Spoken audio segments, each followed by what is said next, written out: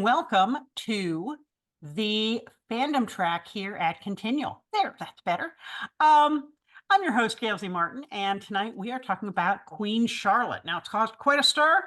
Everybody wants to talk about it, and everybody's got an opinion, and we're going to hear that right now. But first, let's let our wonderful panelists introduce themselves, starting with Marissa. Oh, hi. I'm Marissa Wolf. I write science fiction and fantasy and all the corners in between I can get my grubby little hands on. I love good storytelling and really good character development. And I had a lovely time with Queen Charlotte. So excited to talk about it today. Very good. Jeannie. Hey, I'm Jeanne Adams. I write urban fantasy, paranormal romantic suspense, and space adventure with my friend Nancy Northcott. And I too loved Queen Charlotte. Barbara. Hey, I'm Barbara Evers, and I write epic fantasy and urban fantasy and short stories of various kinds of genres, from horror to fantasy to contemporary fiction. And Queen Charlotte, I'd watched Bridgerton, so it was a no-brainer when Queen Charlotte came along. So yeah, loved it. And it doesn't even have giraffes, as far as I know. No, it doesn't.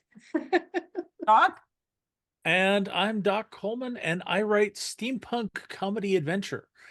And that makes me a fan of all kinds of well-costumed historical tales. So I had to take a look at Bridgerton and at Queen Charlotte, if nothing else, just to look at the costuming.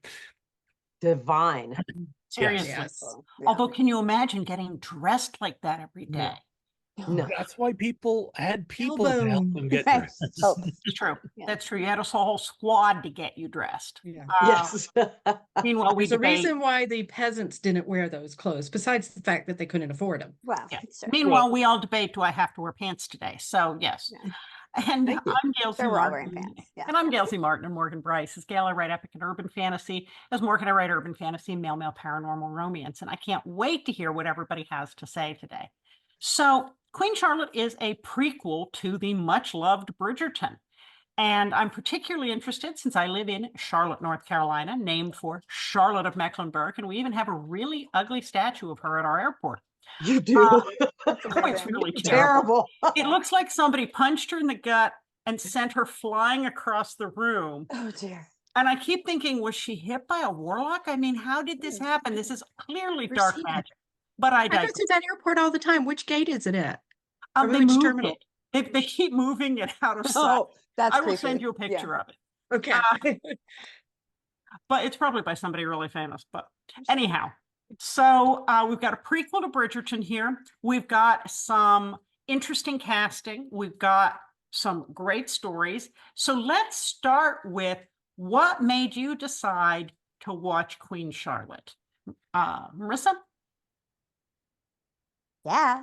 I mean, I loved Bridgerton, both seasons. And so obviously I needed my fix. And also the two leads were so charming in every bit of marketing that I saw. I was like, there's no world in which I can't watch this. Plus pretty costumes. Like how can you go wrong? So it was a 3 for 3. Although I will say I watched it very late. I just watched it kind of late last year. So it took me a while to get to it, but I was really glad I did. Okay. Jeannie? Oh my gosh. I got to tell you, I read the Bridgerton books at the original Bridgerton books, and I liked them okay, but I'm not a big historical reader. But I'm a humongous fan of Shonda Rhimes. And if you want a good read, The Year of Yes, that she wrote about the year she decided to say yes to everything that came her way it's really amazing. But to me, the world Shonda has created with the Grand Experiment, and she's taken a good series and made it exceptional. And like Marissa said, when there was more, as in there's a prequel, there's more I can look at. Oh yes, I'm there. All right. Barbara? Well, I kept hearing about Bridgerton when it came out, so I finally succumbed and watched it and was, hooked right away, pulled right into it. I just could not stop. watching that. I loved it so much. And of course, the next season came and I loved that even more. And the costuming and everything was so cool. And just the period. And I remember, doing research I even looked up whether the architecture was accurate. It's not. But anyway, uh, so when Queen Charlotte showed up in my Netflix, because Netflix knew, hey, Barbara watched this, so she's going to want to see this. I'm like, oh, cool. Let's see what this is. And there was, I was disappointed. There was only 6 episodes, and I just, gobbled it up just like the other two. So yeah, it was just Bridgerton pulled me in, and I followed it. I love historical fiction. I read it. I don't write it. And I love to watch period pieces too. So it had so much going for it. I just gobbled it all up. Okay, Doc. It's tale as old as time. I watched Bridgerton and was just very intrigued by the character of this Black Queen. And that got me curious as to, it's like, was there actually a Black Queen of England? And much less, I think it was I'm thinking Lady Danbury, because I'm horrible with names, as uh this woman presiding over the ton on behalf of the Queen. And found these two very interesting characters in Bridgerton, and then Queen Charlotte comes along and is like, hey, we're going to explain how this whole thing came about. And it's like, oh, I have to watch, I have to get the backstory on this. And especially when I actually tried to look up the actual historical basis, and it was basically like, there was a Queen Charlotte. She was not typical English type person. She was not someone that the English would normally accept. Things were done to make people accept her. And it's like, could you be more vague? It's almost like, okay, she's dead. We can go through and start erasing all the details. Yeah. Well, and I think it's interesting that, I've got a quote here that says, we're very clear about this world and that this is not a history lesson. This is fiction inspired by fact. Telling the story of Queen Charlotte of Bridgerton, not Queen Charlotte of England. And then it goes on to say, many historians believe Queen Charlotte was of mixed cultural heritage. So make of that what you will. These empires sprawled across the world. People met people. People occurred because people met people. So, curious minds want to know. And that certainly fits in with Bridgerton's brilliant casting. That is so non-typical for a period story of its time set in England, which is lovely and quite refreshing. So who's your favorite character, Marissa? And tell us why. I mean, Charlotte. So I love her. I love her spunk. I love her determination. I love that she is allowed to not always be likable. And that while she is very charming, if you were a peasant, I could see why you would not like her. Or if you were a working person who doesn't get to spend all your time with her, she is a lot. I love that she's a lot. I love that she gets to be a lot. I love how fiercely she loves the king, and I love how she's like, I'm in it. Once I'm in it, I'm in it, and I will make anything happen to make it happen. I mean, I love her. So, and the actress is so freaking charming. It's out of control. All right, Jeannie. Oh gosh, yeah. One of the things I love about the character Charlotte is that she's sharp as a tack. So she catches on quickly that this is not just about her. And she still keeps it in some ways about her without ever giving an inch on what George needs. And I love that. And it's just us, that whole, we're together. Oh man, stab me in the heart, turn the screws, right? And there are so many things about Bridgerton about Queen Charlotte, where Bridgerton has a lot of sexy and has a lot of mixed storylines, and it's really great. Queen Charlotte will absolutely yank your heart out of your chest. And I both love it and hate it for that. But I'd have to say Charlotte is by far the hands down the best character. Second to that would have to be Lady Danbury. She's All a right. force to be reckoned with. Barbara. I like Queen Charlotte a lot. I would say, though, my favorite character is Lady Danbury and Brimsley. Yeah. I love Brimsley. Brimsley he makes me smile. The whole scene when she's first learning that he's got to stay 5 paces behind her, and everything she does with him is so funny. And he just he just does it. He just goes along with the plot. And even, we get the young version and the older version, and I love them both. But Lady Danbury is such a character. She has so much charisma, so much going for her. And there's, because this was coming up, I started rewatching. And of course, there's things that I know now that I didn't know when I first was watching it. So that scene in the church with Violet, and I'm like, oh, now there's actually a little undercurrent here that you don't know about when you're watching that. And just watching her and seeing how determined she is and how she had the guts to stand up to the mother, Princess, what is her name? Augusta. Princess Augusta. I'm not good with names either a lot of times. In fact, I've got a cast of characters up on my iPad to my left just to remind me names. But the way she would stand up to her and use the fact that she needed Lady Danbury to help her to be able to help herself and help her horrible, horrible husband, but in the process helps herself too. So she's a powerhouse. And without her, I don't know that Charlotte would be the Charlotte she is. She's determined, she's independent. We know that to begin with. We see that before Lady Danbury comes on the scene. But Lady Danbury is the person in her court, in her circle, that begins to help her see these things. And so she's a wonderful guidance. What's the word in the hero's journey? What do we call them? I forgot. Mentor? But pardon? Mentor? Guide. Yeah, she's the mentor. She's the mentor. And she's just so incredible in so many ways. And I fell in love with her in Bridgerton, and then being able to see her as this young woman and the way they cast her for the young version. I mean, the casting's perfect. These two people work together so well. You can believe this is her as a young person, and this is the same woman later. So I just love her.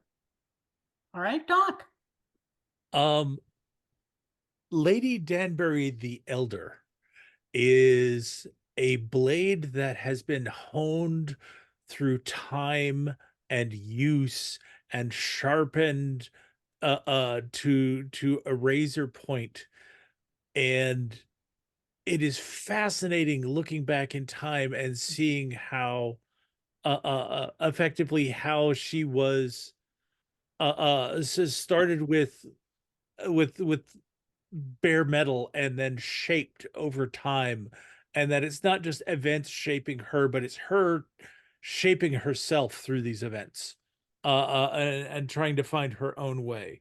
But I have to agree that she was an essential companion for Charlotte. And in their own ways, they were both finding their way in a world that didn't want to fit them in. And the fact that they not only survived and succeeded, but made the world bow to them is actually kind of fascinating. So, All right. So who's your least favorite person? Who do you love to hate? Marissa? Oh man. So keep in mind this is a very, very narrow scale because I loved everybody. Everybody was given a reason to love. I very much enjoyed Princess Augusta, but I did not like her.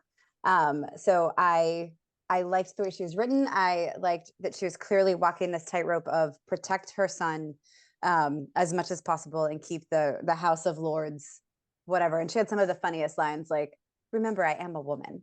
And just to like be like, "Oh, I can't possibly keep this information in my head. I am a woman." And they're like, "That checks out."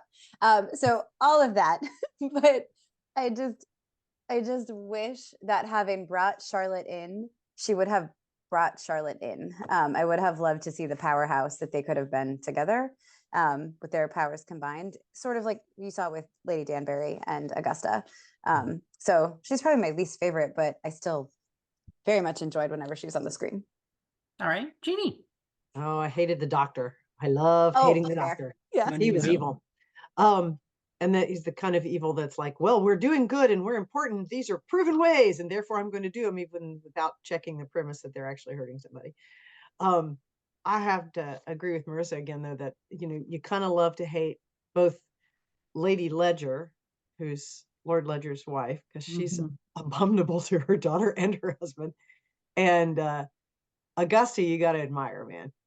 He's so totally got. She's ruthless, but she's ruthless with a purpose. So. Barbara. Wow. I thought about Lord Bute.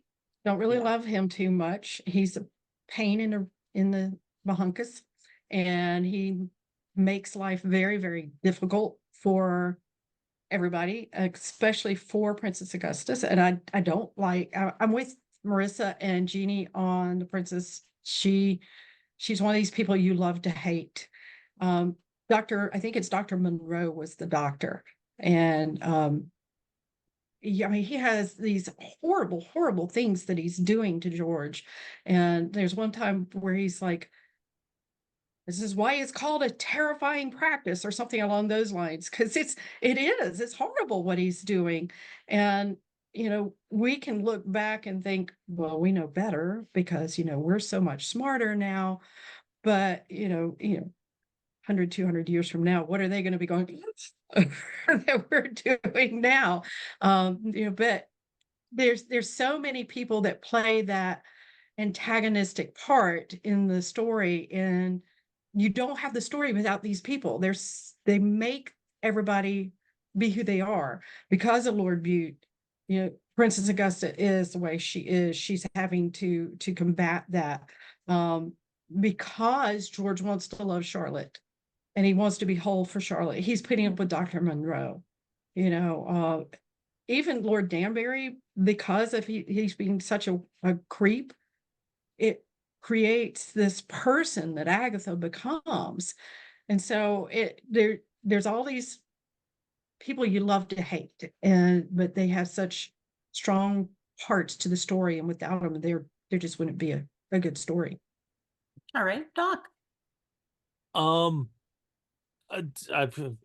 definitely hate the doctor. Because he had a little bit of initial success and he thought that proved his entire method, but he was just torturing a poor man until he withdrew from himself in the world. And he made a lot of things worse. But if I can't take that character because Jeannie already took him, then it would have to be and I'm again being horrible with the names, whoever the Kingsman was. Reynolds. Yeah. Reynolds. The counterpart to Brimsley is like, Yeah. he seemed nice in the beginning, but then he goes and he basically turns on them. That he decided that it was better to bring the doctor back in and be silent about it. And it's like there's a reason why you don't see him in any of the later shots. It's a huge betrayal. All right. Well, what about George? We know that George III historically had problems with mental illness. What do you think about how that's portrayed, how he is in the show, how it gets used in the plot, and how it makes other people react to him? Marissa? So a fun fact. I guess it's been a while since I had done my history lessons, and it was not until maybe episode 2 or 3 that it came together that this was the King George that we revolted against, and the King George in Hamilton.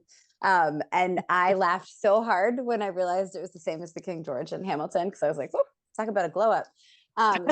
But so, um, so I also, that actor, man, they could not have cast a better, just amazing actor who could handle like both the like intense I'm in love with Charlotte and the intense I am off my rocker and who knows what's going to happen next.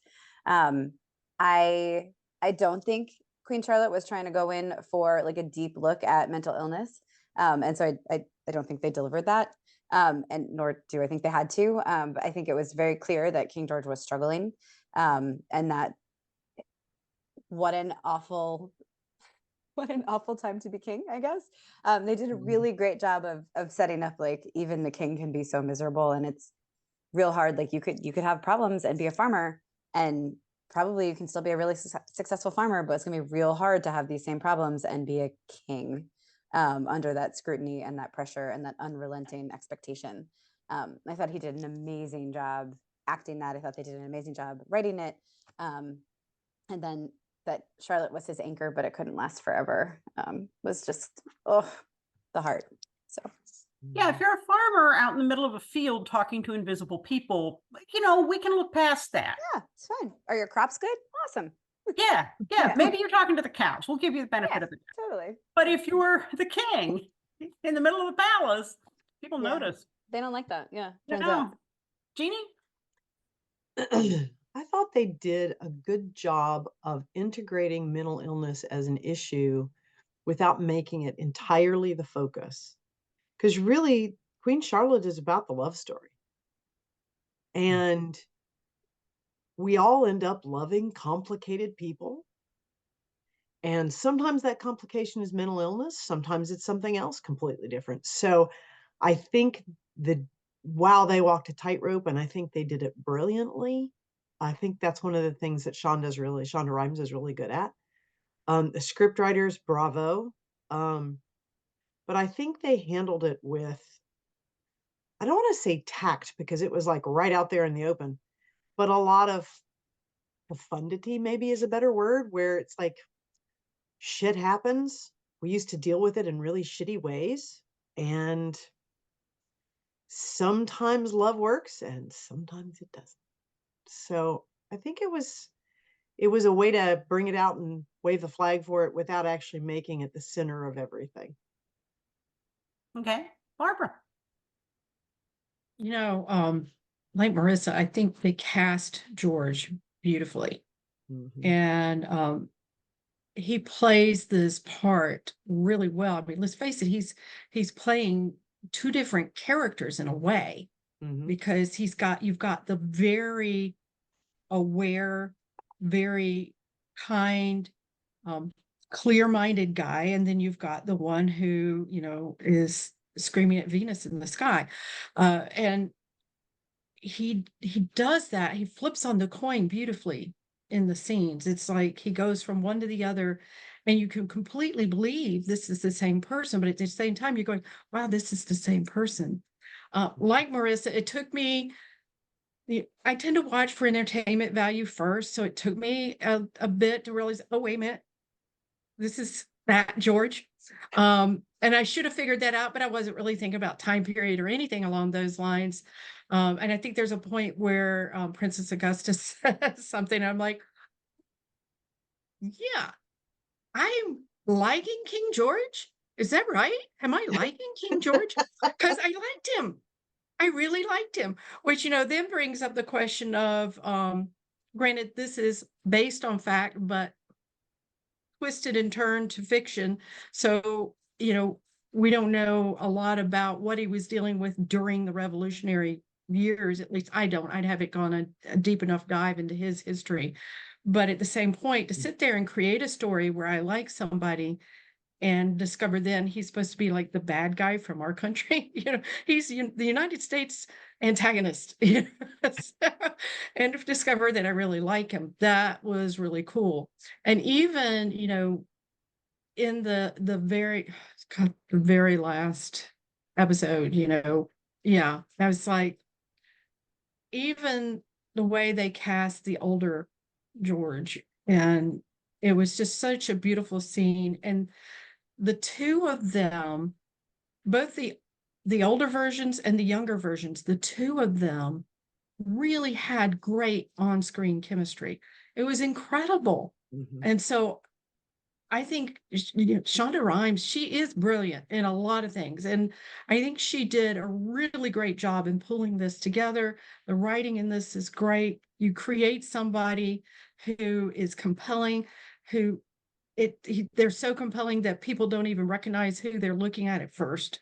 That's incredible. That's really incredible.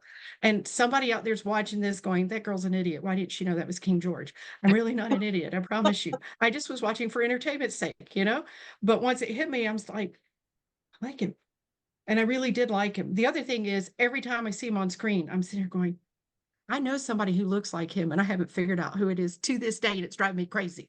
So if you know me and you look like him, please contact me. Doc, how about you?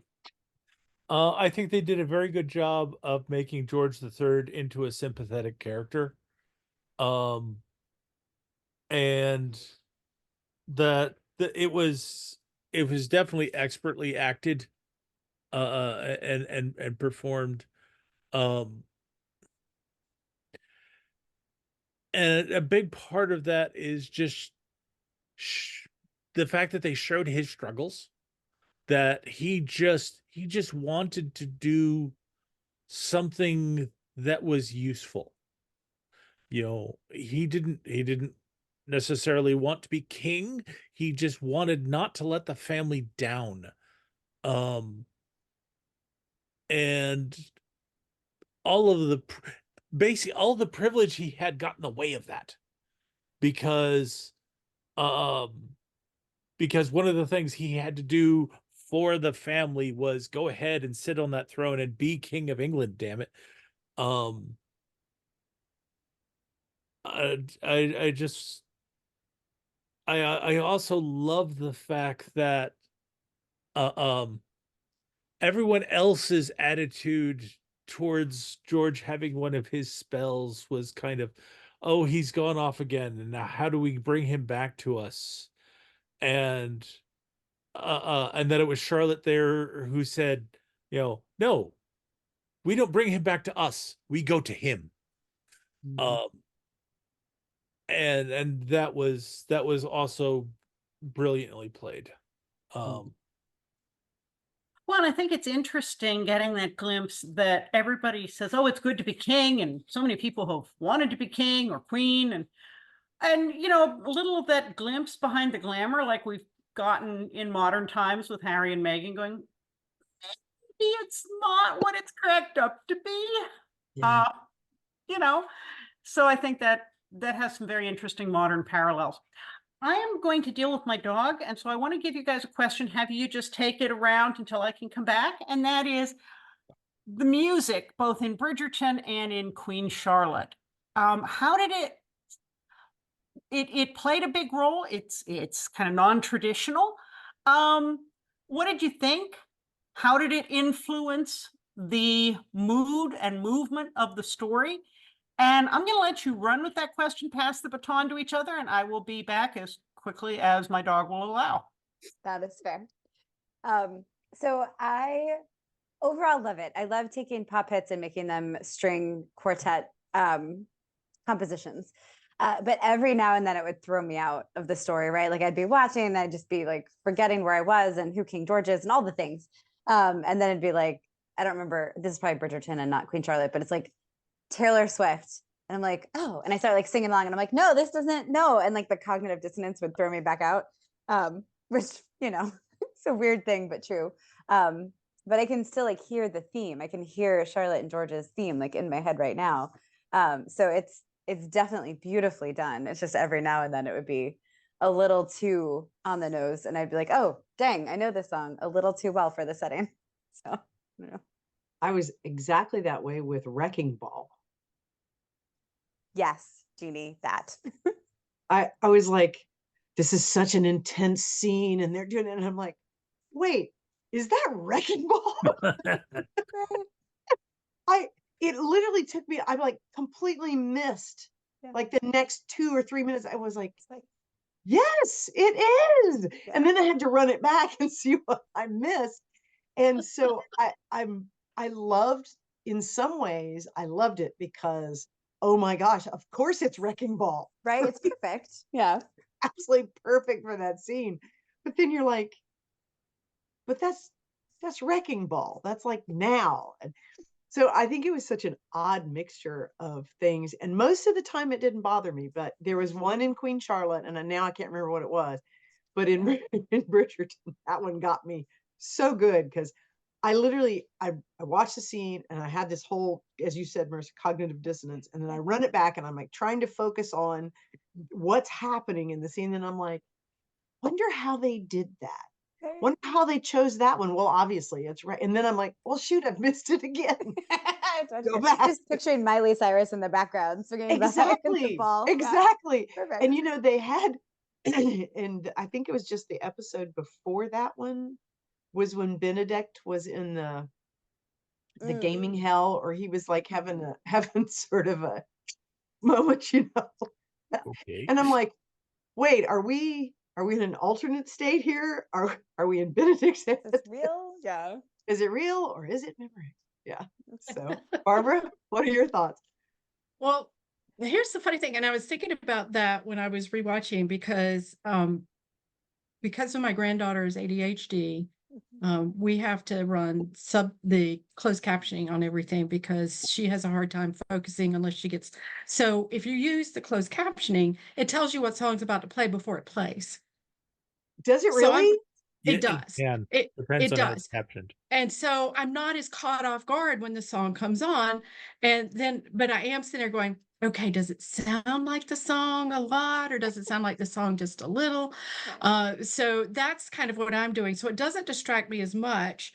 And the other thing is, I've got to think about the first time I ever saw a period piece use current music was Knight's Tale. Yep. I was going to mention that. With Heath So Ledger, and that really threw me. You're at the joust, and all of a sudden we will rock you's playing and stuff like that. And then Rain did it too. So Rain, the story of Mary Queen of Scots, they did the same thing, and it was much more blatant than it is. It's getting more subtle now. So I think I've become acclimated to it, and it doesn't hurt to have the kind of sheet that pops up and says, this song's about to play. So it doesn't bother me. I think it's beautiful. I think the interesting thing is, in contrast, there is the scene where they have Mozart playing, I guess it's the harpsichord he's playing, because it's definitely not a piano. It's not big enough. But so you've got true Mozart going on, and then you've got contemporary music when you have background music or the string quartets or things along those lines. And I feel like they are able to make it sound like period music fairly well. And that's pretty cool. So I'm okay with it now. Okay. Doc. Yeah. I was just thinking that it didn't have that big an impact on me because I'd already seen it before in Knight's Tale, and but it was, and also because that I don't tend to know pop music well enough to like recognize the artists and the songs. I just know which songs I enjoy. But it I was one of those things where it's like, I see what you did there, and was enjoying how well they fit a lot of it in. And I had to admire the way they chose some of the songs to go along with the emotional themes of what was going on. That is like, and even I remember a couple times it was like, this music doesn't sound quite right with what's going on. There's going to be a change happening here in a second that's going to make the scene match the music. And kind of like, okay, time to pay attention. Nice. All right. So, let's go back to the issue of Charlotte's um, Charlotte's race and how that plays out in the story. Of course, in modern days, we've had all kinds of rumors about how much of an issue Meghan Markle's background has been, and how the royal family may have flubbed that in many ways, and worse than flubbed. So, there's obviously a relevance here to looking at this even as fiction. And if you look at the historical record, there could have been other royals throughout history who had mixed heritage, because of course there would have been, especially with empires and trade and people moving all over the world. Of course there was, and no benefit of, 123andMe or Ancestry.com. So And especially when you've got obscure cousins who rise to the throne because everybody else died. Right. yeah, the people who were never expected to be in the line of succession and then end up there. Yep. So, let's talk about how much that how much of a factor that is in the whole story, certainly in Charlotte's character, but what does it mean to you, Marissa? Yeah, I mean, I think it is always interesting when they choose to address it and when they don't in the show, right? So like it is very front and center for Lady Danbury at all times. And that is a through line of her storyline. It is not really at all important or noticed to Charlotte. They make a point about how, until Lady Danbury brings it up to her, but they make a point about how she was raised isolated and away from the politics of court and far from England. And so we are led to believe that their small corner of Germany, like this is how the world is. So it doesn't occur to her that part of her troubles or pushback or anything might have anything to do with her race. Until Lady Danbury brings it up and she's like, do you not know how important you are to more than just you? And then there are notes along the way that she notices when they're painting the portrait. She's like, no, that's not what I look like. Make it realistic. And Augusta's like, no, that's fine. And so when I think about like historical record and people who didn't look like we think English people always looked or whatever, because spoiler, they didn't always look the way we think they always looked. But how very easy it is when it's a portrait or it's, the common people never actually see the queen, but to just make reality what you want it to be, which I feel like Empire is quite good at doing, is making the people believe what it is they want them to believe. So anyway, I thought it was interesting when it became like a real point in the story and when it wasn't. And there was some like tonal shifts to that I wasn't always like loving. So I was like, oh wait, now we're being lectured. Okay, now we're in the story. Okay, now. But I think overall it's just an interesting world. I feel like it would have been a better world to live in than the one we got. But It's interesting. For example, Queen Philippa, who was born in 1310 in France, had Black Moorish ancestry and married Edward of York. Now that was way back, who became Edward III, but 1328. Not so much on photography or movie footage. We've lost the firsthand witnesses. So yes, we're stuck with those paintings, which certainly could be altered to make them whatever anybody wants in the moment or after the fact. But And most of the time they didn't paint the queens. well, this is true. And if you look at some of the historical descriptions of monarchs and then you look at their pictures, you go, okay, they had spin doctors long before Yep. the modern era, because everybody like said this guy selfies. was Yeah. short, gouty, and ugly, and he's kind of a hunk in his painting. Right. Yeah. But who's Well, going to paint the king as short, gouty, and ugly? I mean, No, nobody. but you're paying the painter. You better look good. I was going to say, you got to remember, the king will see the painting. Right. Right. And he can lop off your head. Yeah. Yes. So totally easy to tweak the historical record, especially as centuries pass. Jeannie? Well, I mean, Gail's heard me get on my little soapbox before about genealogy and DNA and all that sort of thing. And I always shake my head and And I'm like, all these people are on their high horses about, certain things being one way or the other, need to go and get their DNA tested. Fair. But one of the things that, I have thought consistently through the program, especially Charlotte and the idea of the great experiment, I really thought so many times, gosh, I wish it had been this way. And our job as storytellers is to create worlds that people go, wow, wouldn't that have been cool if we could have maybe started the revolution back in 1812 or 1804. And, obviously that's probably earlier than that, 1790s then. Wouldn't it have been nice if we could have gotten some of that shit out of the way before we got to the, to the later parts? Because boy, we could have really saved ourselves some grief. We'd probably be a far more populous nation as well. But yeah, I think they address race both blatantly and subtly. And I agree with Marissa that there were some knee-jerk kind of tonal shifts, just a couple of places.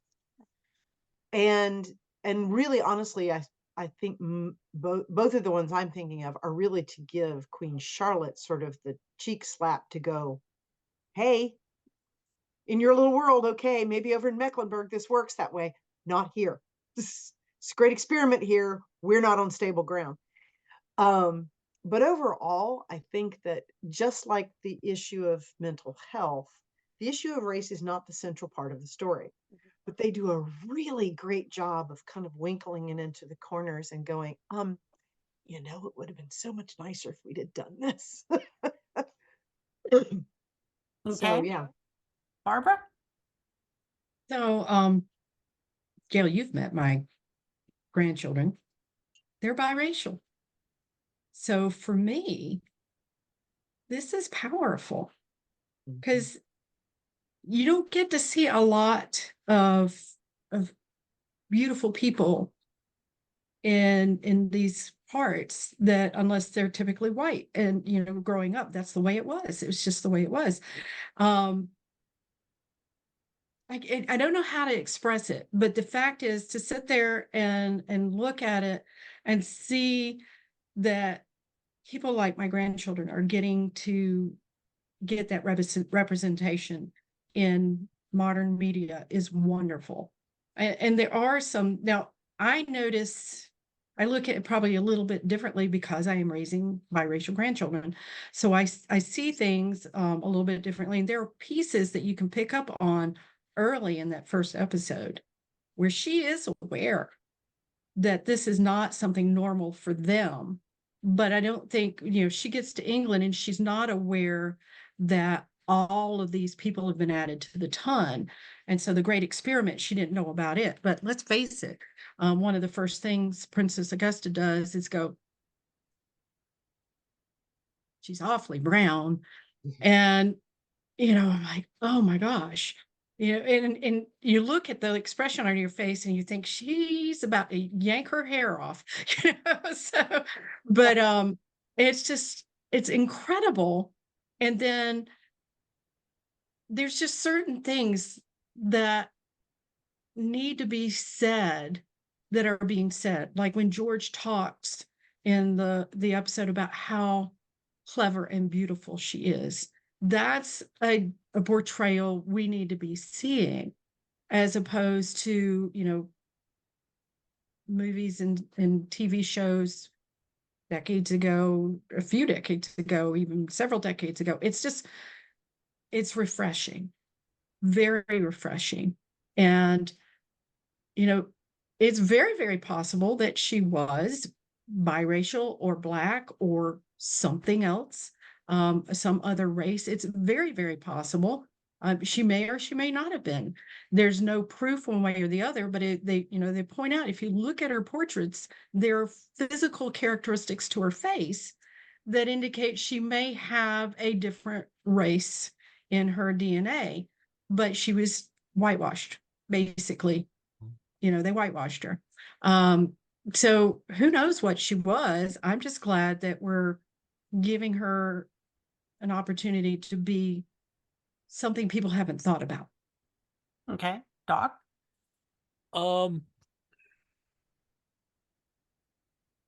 Several thoughts are coming to mind here. One is that to Englishmen of the time, it wasn't so much that she was black as much as she's German. Yeah. That was a much Um, bigger sin at sometimes. Yes, Yes. yes, and the Brits have a history of being strangely schizophrenic about race. That I mean, they were horrible to black people, and then suddenly it's like, oh yeah, he's okay. And they were horrible to Indian people, despite the fact that they brought tons of them into their country and depended on them. And then suddenly it's like, oh, they're okay. Oh, but the Poles are coming in and taking our jobs. But getting back to Queen Charlotte and well, they showed it later in Bridgerton.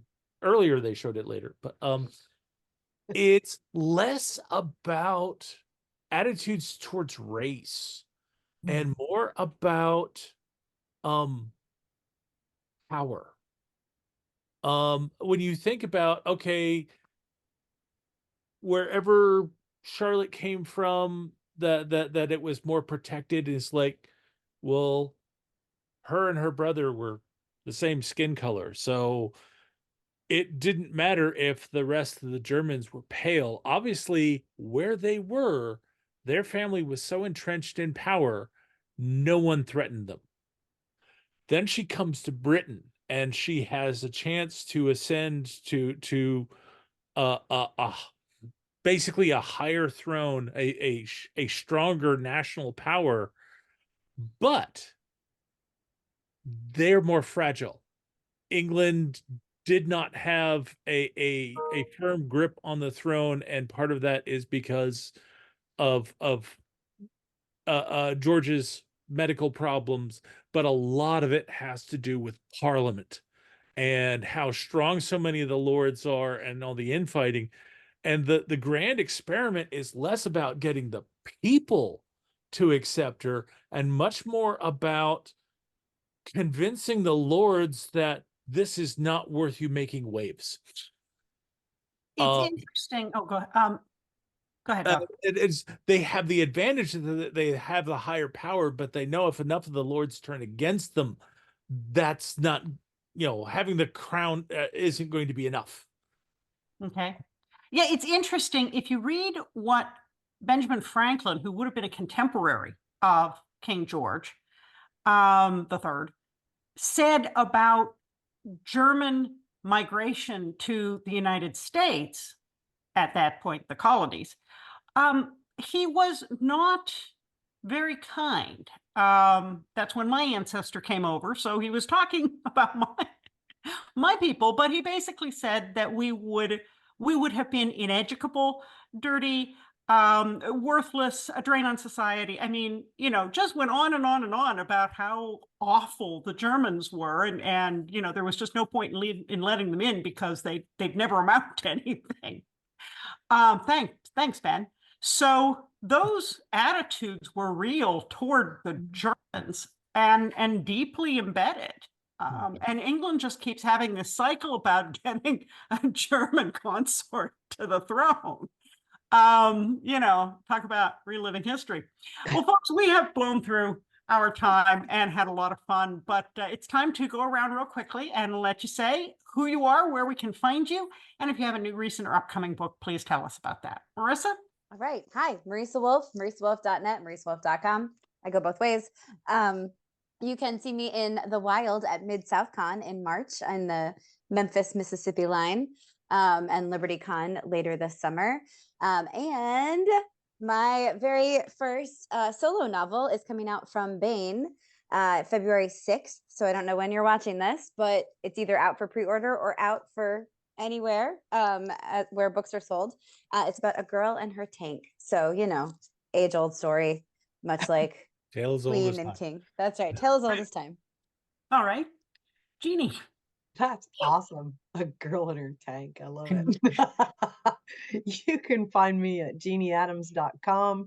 You can find me on most social medias by Jeannie Adams. Instagram, I'm JPA Griffin.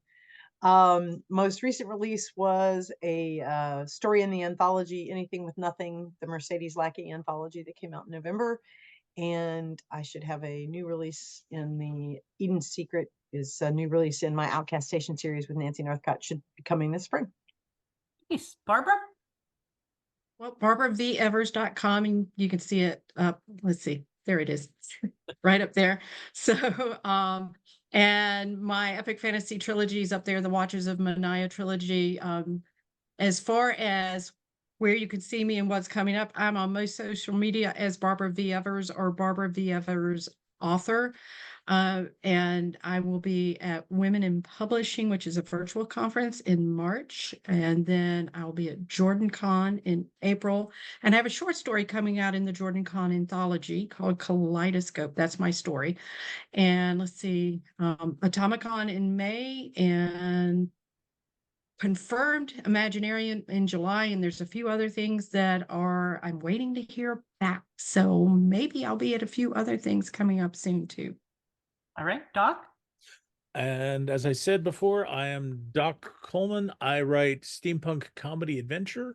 And if that's something that intrigues you and you'd like to know more, you can go to your favorite search engine and search for Doc Coleman Steampunk. And that will help you find my website at doccoleman.com. It'll also help you find my Amazon author page where you can look at samples of my work. And if you happen to be at the Telltale Steampunk convention, which I believe is going to be in April, you'll have the first shot at getting book 2 of the Forgotten Lore series from Eastpak Books. That is A Cry of Hounds. And I will have a short story in there, and it'll come out everywhere else later this year, but it's debuting at Telltale Steampunk. Okay. And I'm Gail Martin and Morgan Bryce. My websites are the .coms of both of those names. Spell them right, and you'll find me on all the social media as well. And the newest book is the long-awaited and much overdue Reckoning, which is the conclusion to the Darkhurst series. And it's only a few years late, but what the heck. It's out now, so you can get caught up. We All got right, things everybody. going on. Right. Like, Well, hey, thank you all so much for being wonderful, wonderful panelists. And thanks to all of you for watching and listening. There will be more fandom coming up soon on Continual, so we'll see you online.